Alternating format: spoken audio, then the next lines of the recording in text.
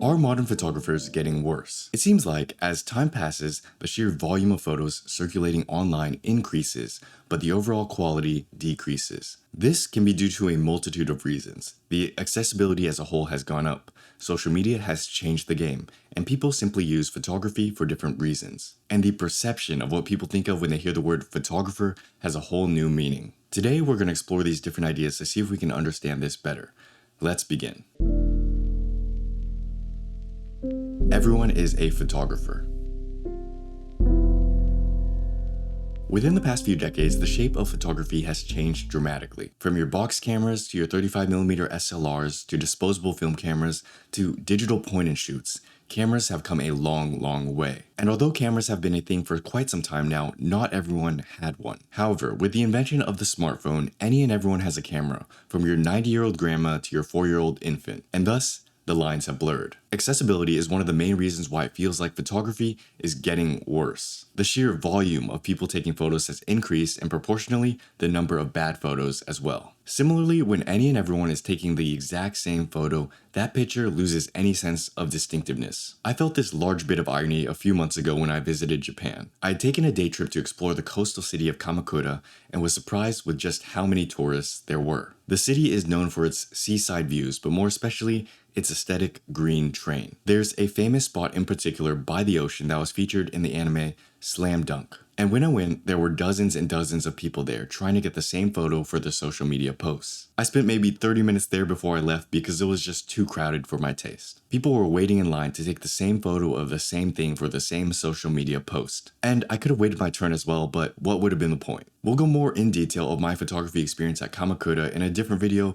but here's what I'm getting at. There used to be a group of photographers who either documented things, shot for newspapers or magazines, or were artists immersed in the craft of photography. They saw photography for what it was, respected the art of it, and created many iconic photos that you'd think of when you thought of quote-unquote professional photography. These people still exist, but the number is dwindling. People care less, and a new group has emerged entirely. This new group, by definition, are still photographers, people who take photos, but are completely different from the group mentioned above. They take pictures for different reasons and do different things with photography. And no hate, at times, I'm one of them. I'll take a selfie here and there to prove my existence because I don't want to look back later and think, why don't I have any pictures of myself on that trip? But the point is, this new group, emerging from the accessibility of a new technology, does a different kind of photography. It's not about getting better photos or capturing the moment. It's not about documenting or telling a story. It's about social proof and validation and very little to do with photography. This has made it seem like photography is getting worse. If you and 500 different people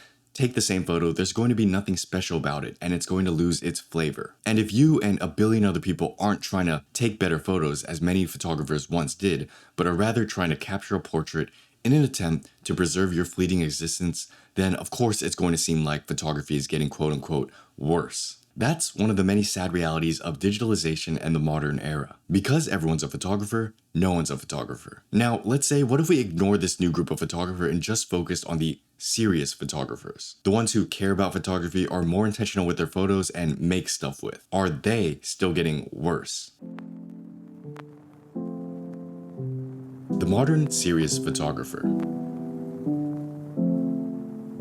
Perhaps the second reason why it feels like modern photography is getting worse is because of the new direction the world has entered. Newspapers, television, radio are all things of the past. They still exist but aren't as widely consumed, and many things have changed. Social media, YouTube, podcasts have all taken their grasp on our attention, and there's very little we can do about it. So it makes sense that the direction of photography has shifted as well. Along with the smartphone consumer photographer exists another new group. This new age quote-unquote serious photographer is the photographer that might have gone into journalism, documentary photography, or independent street photography had they been born half a century ago. But because it's 2025, there isn't nearly as much interest or opportunity in those areas. Therefore, many of these people have chosen a different route, most notably social media and YouTube. Unironically, I'm one of them. Social media allows and presents an opportunity for more serious creators to make a living doing what they love, independent of organizations that seek their share of the pie. The only problem is this changes the types of photos we take and share as well. Because making content is so outwardly focused,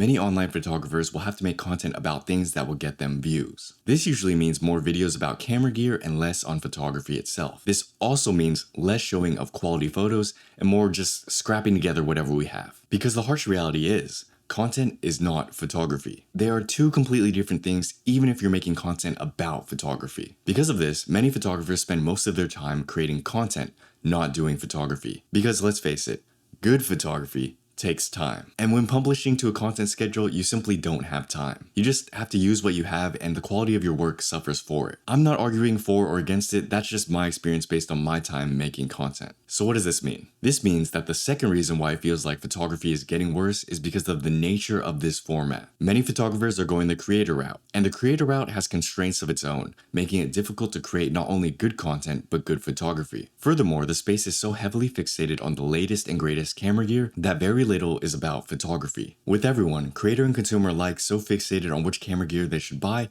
instead of taking more better photos, it's no wonder photography is getting worse. I'm guilty of some of this myself. I make many videos on gear, although I've kind of changed how I do it now. There's just no way I could sit down and go down a long list of specs and upgrades. That would kill me. Instead, I use the reviews to capture attention and make the videos about my experiences with the gear, tying it to photography as much as I can. That, or just accepting it for what it is, making content.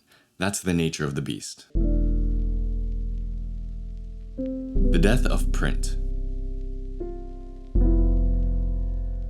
Few photographers printed their work before, even less do now. Because of my time printing my own photos, I'll always encourage other photographers to print their work. I think there's an intrinsic value there that can't be replicated by showing off your photos online. This includes making a zine or a photo book. These have taught me a lot about photography and have helped me get better. It's unfortunate then that less and less photographers will ever print their work. Why go through all the trouble when you could just press post? Well, I'll tell you why. There's something intrinsically satisfying to seeing your photos on paper in a physical form. Maybe not in some dramatic enlightenment sort of way, but I think it changes the way you view and approach photography. Print takes time, it costs money, and it forces you to choose between the many photos you like. This process of elimination creates a filter between you and the photos you print. In that effort to find a print-worthy photo, you approach photography with more care, and you get better as a result. Plus, with the challenges of making a larger project like a zine or a photo book, you have to think bigger picture. It's not simply just taking nice looking photos, but now it's more about how do these photos connect and relate to one another,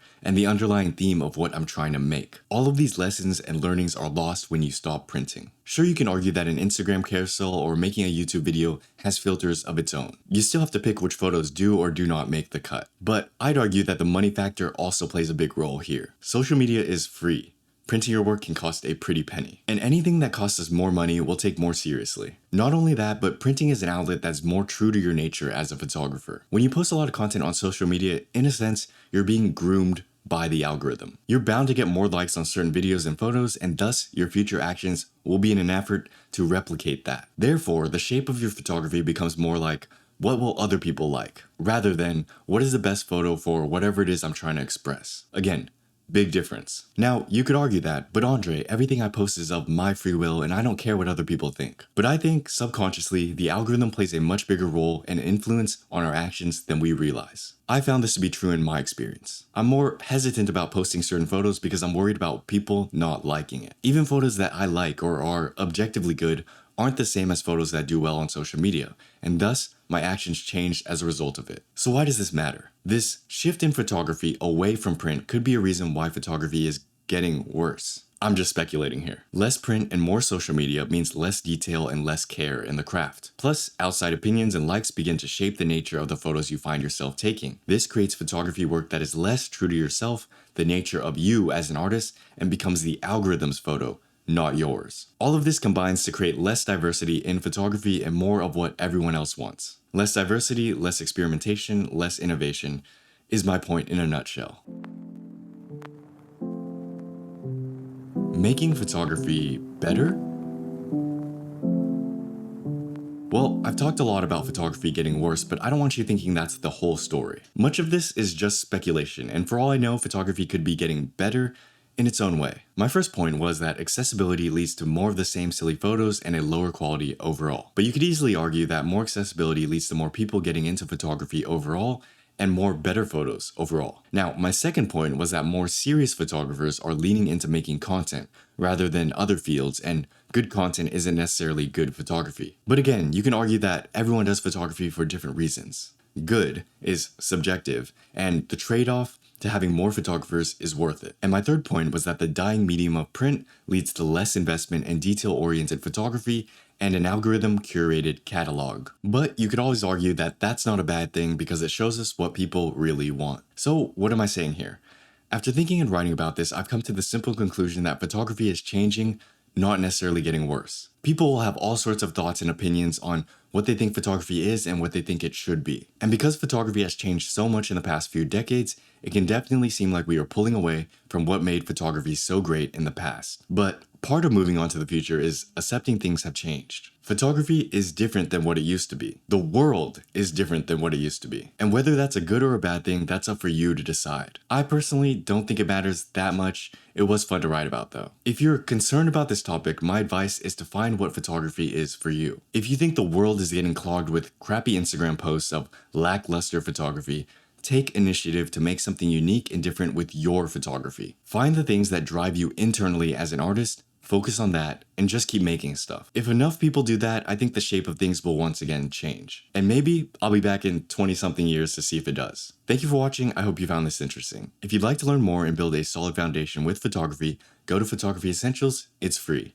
If you want to help support me, go to the website linked down below, add to the travel fund, or grab a copy of my first photography zine, The Sinking Sun. Thanks again. Have a great rest of your day. I'll see you in another video. Peace.